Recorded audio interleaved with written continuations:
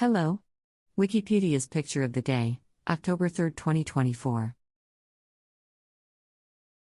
Today's video is about Leonhard Euler. Leonhard Euler, 1707 to 1783, was a Swiss mathematician and physicist. He developed important concepts and proved mathematical theorems in fields as diverse as calculus, number theory, and topology. Euler introduced much of the modern mathematical terminology and notation, particularly for mathematical analysis, such as the notion of a mathematical function. He is also renowned for his work in mechanics, optics, and astronomy.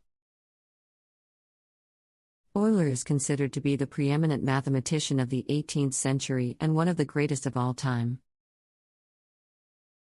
According to Guinness World Records, he is also the most prolific. His collected works fill 60 to 80 quarto volumes. Euler was featured on the 6th series of the Swiss 10-franc banknote and on numerous Swiss, German, and Russian stamps.